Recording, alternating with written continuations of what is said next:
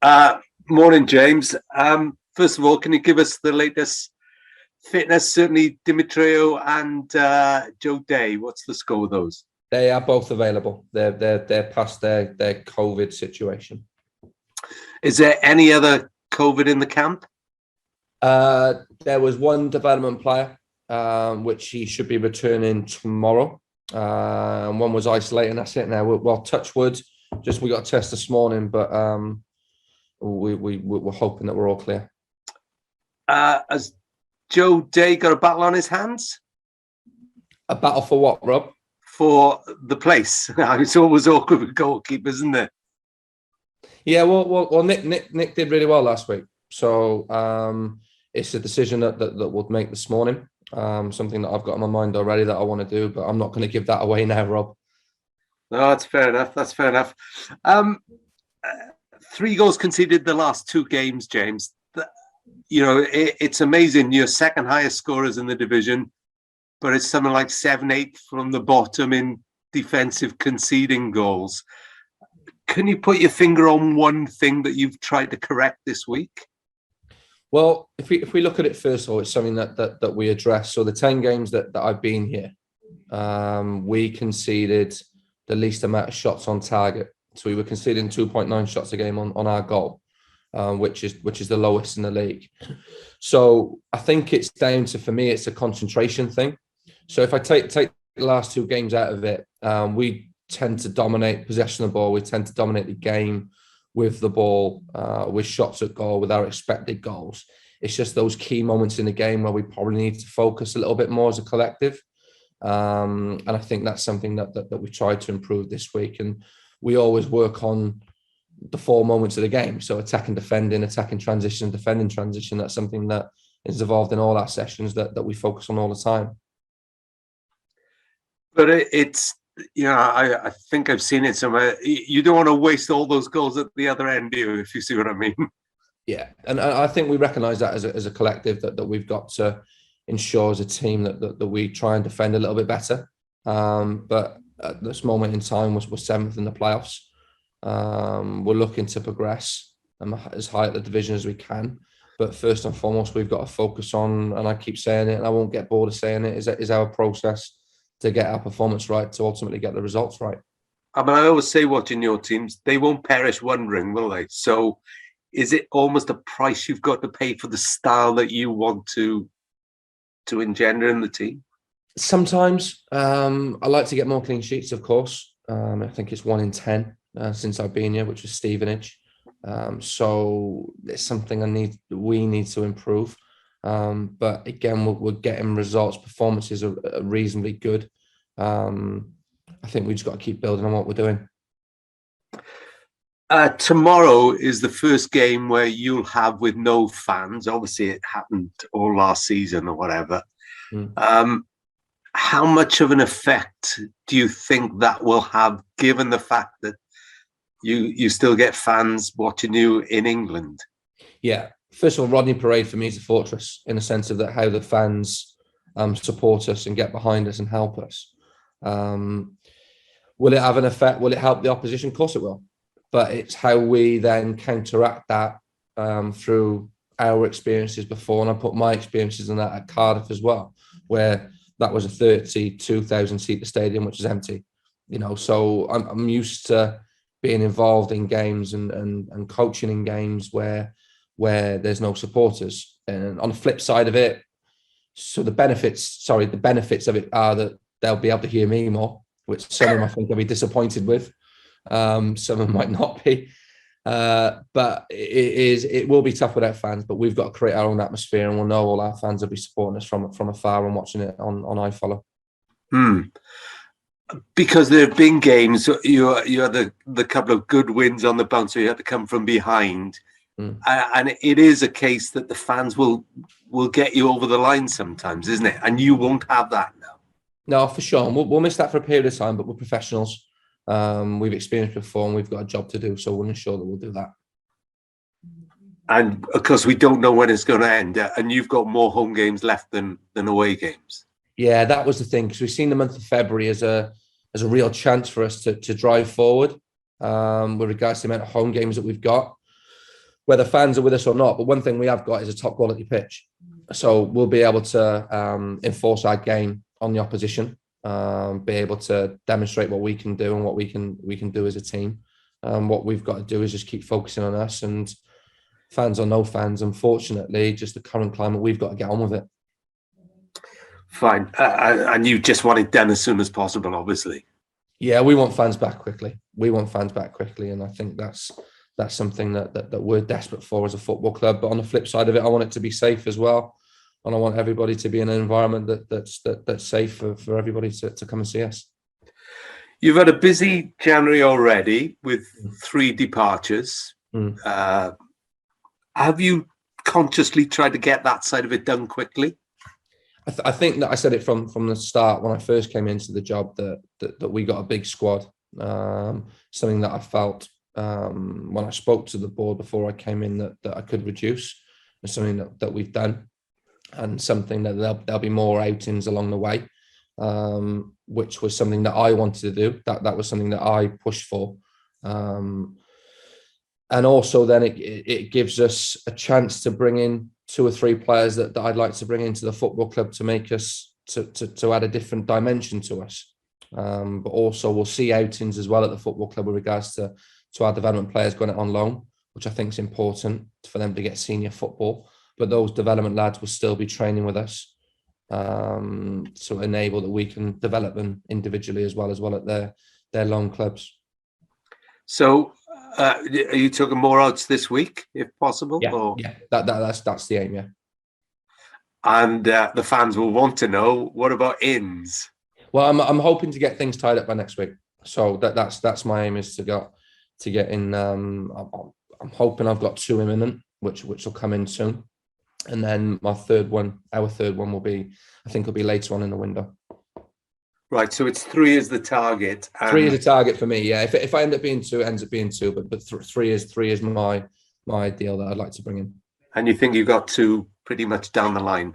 Down the line, yeah. But as you know, Rob, in football, that can change. That could change by the time I get off this Zoom call. So I'm hoping that's the case. Have you found any hesitancy because of the Steve Morrison was saying a few weeks ago he thought the COVID problems could affect whether clubs will allow youngsters to go out to lower division clubs, something that you've worked effectively with Cooper and Kane and Azaz.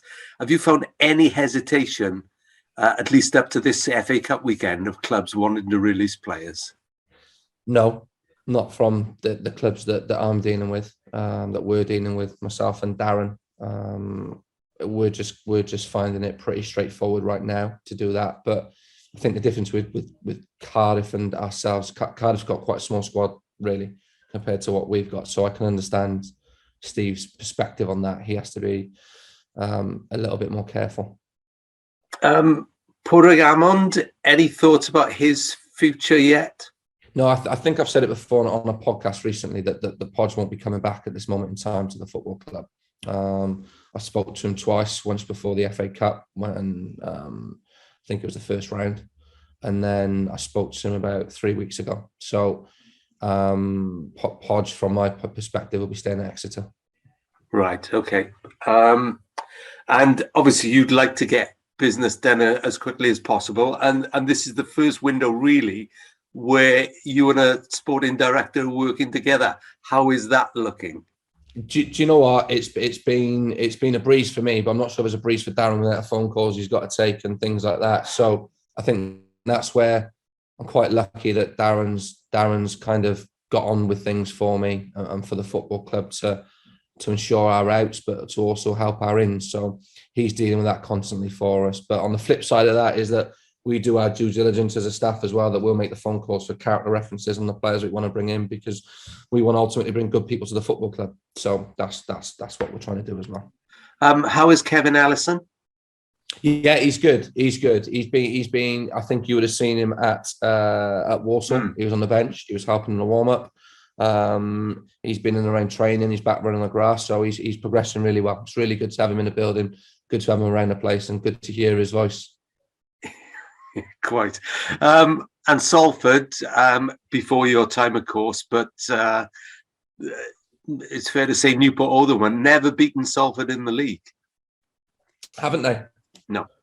Thanks for telling me that, Rob. But I'm hoping that we can put a good performance in for everybody watching on the weekend on the TV. Yeah, and you know how dangerous they can be. Obviously, conceded within a minute up there, which is, and again, it's happened to you a couple of times. It's a matter of starting with on the front foot, isn't it?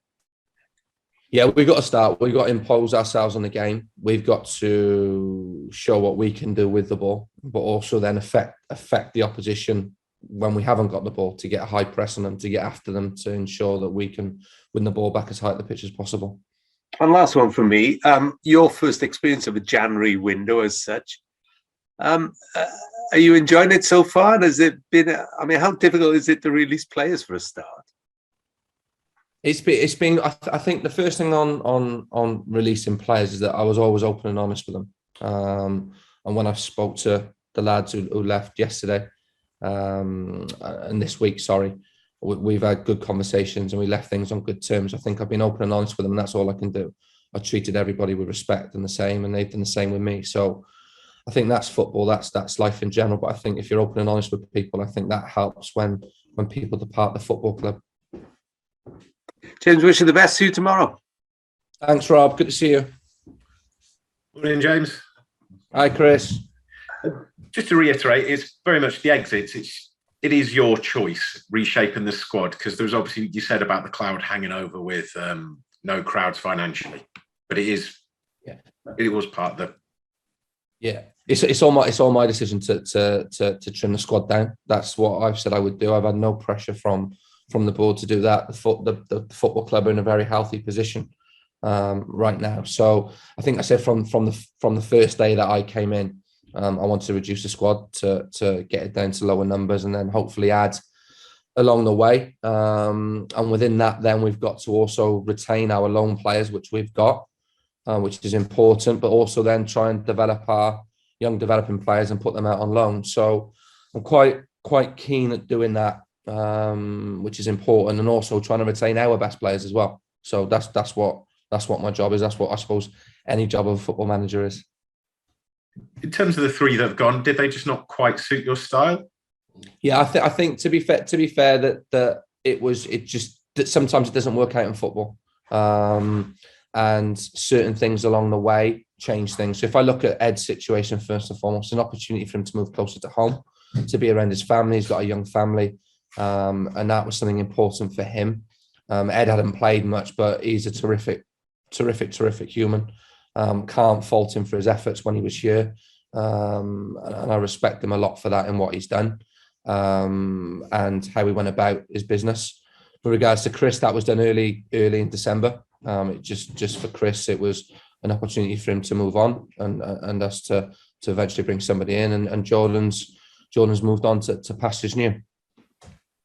Has he got something sorted, or was that part of the conversation? Or was I think that's thing for Jordan to release in time. Absolutely. That's not for me to say. Yeah. Positions. What are you looking? What? Yeah, I can't give too much away on that at the minute, but something that I want to be able to cover all areas of the pitch. So I think that says enough really, in what we're trying to do. And you've let two midfielders go, so. But are they more loans? Because you've got room for in matchday squads. I think is it 5? Yeah, we'll have 5 in matchday squad. So obviously we got 4 at the minute. That I'm looking at potential loans and potential permanents. So that's where we're at with the potential incomings. In terms of the returning players, obviously Mickey was mentioned. How important is he from set pieces? Because obviously you mentioned 2 direct set piece goals, Walsall, and the other when it was recycled back in. Yeah. How important is he on that front? Yeah, of course he is. Mickey's been ever present in this team where the team's done ever so well with set plays. So we've got to ensure that we as a team are better, but it's all over the pitch as well that we need to do that to ensure that we try to concede less goals than what we're conceding right now. But on the flip side of it, I'm talking about conceding less goals. We are playing particularly well at times, and we're getting results. So I keep talking about processes. I would have been happier with some elements of our performance being better at the weekend. Our ball retention wasn't to where it normally is. Our pass accuracy wasn't to where it normally is. I think it's only the second time the opposition have outshot us. That's Crawley and that's Walsall. So I might be wrong on that, but if that's what I recall. So just little things that from the weekend. But you got to remember that's the first time we played since the 18th. We've had a COVID outbreak at the football club. We've had players returning from injury, players not available. So if you asked me before the game to take a point at Walsall, I would have taken a point. Position-wise, because you've said in the past that Scott Bennett can play all three, but Mickey's the prime left-sided centre-back. Is that fair to say? I mean, there isn't as much on that side as you could potentially go on the right. What Mickey gives you is obviously the natural balance with his left foot. So it gives you that natural balance to be able to build and be able to play. But if you can see Scott is comfortable receiving the ball on his left side anyway. If you ask Scott, what would you rather play, left side of centre half or right side of centre half? He'd say to me, I'll do a job for you wherever. That's the type of character he is. So yeah, I can understand that about Mickey being more comfortable left sided because he's left footed. Onto the silent crowd. I mean, it is a blow, but equally, I think last season, I think you were something like 4th for home record when playing without fans all season. Yeah. So and with Flinney's style, he built from the back, albeit a bit slower, but it can also. It's not the end of the world. Well, that's the wrong phrase. They show they can play without that sort of encouragement as well. It's not a total excuse, is it? For no, we can't. One thing I won't do is make excuses. Sometimes I might say things, but I'm not making excuses. Ultimately, if we lose the game, it's my fault because I take responsibility because I'm the manager. But we won't use the excuses of fans. We won't use the excuses of whatever it might be that are out of our control. We've got to get on with it and we've got to perform. And that'll be my message to the lads when we speak later, is that we have got to perform to the best of our ability to be able to put the performance in that we warrant off the back of the training week that we've had. What does Salford do well? What would you say there? I think if you look at their last couple of games, you can see a lot of goals from set. They scored a lot of goals from set plays. So we need to be mindful of that, and we prepared for that this week in how we've analysed us first and foremost, and how we'll analyse them. And then we've done that work on the training pitch. What they have got is with their 2 wingers and their number 10, McElhaney, is and I work with Connor at Cardiff, is that they're good ball carriers. So they have an ability to try and play through lines, but they also have ability to break lines with either a pass or a dribble. And also they got Elliot up front, who is a strong target man and we're going to have to deal with. But also they're very good in transition. So they're 16th in the league. I think they're 16th. So bearing in mind they've got 2 games in hand, but we've got to just concentrate on us and what we do. And what I believe we've done really well is focus on us and our performance and what we need to do to try and get a positive result. Obviously, I've not seen a lot of it, but is Liam Shepherd influential for them, or is he not quite? Is he more, because last season he really got up and down the right? Is he more of a sitting? Yeah, Salford the flip between 2 systems that we'd seen in the last 2 games. When they played Stevenage, they played 4-2-3-1. Then when they played Mansfield, they went to a back 3 and played 3-5-2. Shepherd, obviously, I didn't see Shepherd in those games. In the Mansfield game, and he come in and out with the other lad. They got a right back. So I know of the Shepherds because I work with his brother at Cardiff as well. So I know what they'll be like, and I'm sure he'll be desperate to play tomorrow because coming back to Newport. But again, it's about that team that we need to focus on, not just on one player. Finally, I think Courtney's being put up later. How Dom's got all the headlines, but how important has Courtney been in that sort of partnership and what he's done for the team? Yeah, Courtney works hard. Courtney works hard at times to help us with the team. I think where Courtney does help us is a set plays, defending set plays, especially when he defends that middle zone. When Courtney's on top of his game, I think he's an excellent player. I think we want to get the best out of Courtney. That's my job. That's Wayne's job. That's Jared's job to get the best out of him. And I think it's probably the longest run of games he's had in a long time, since he's been back from his injury. And he's doing well at the minute in what we're asking him to do. And I always want more from our players. And that's not just Courtney, that's everybody. Because I think we can always get more from them and keep pushing them forward. And I've got no doubt there's more to come from Courtney. I know there is. And I keep telling him every day there's more to come from him. And I hope there is. And I'm going to do everything I can to get the best out of him. Is he a physical presence plus, if you know what I mean? He can do that holding up, but there's also more to his game as... Yeah, and that's what we've got to try and do, is trying to keep developing that, because he's still relatively young in my eyes.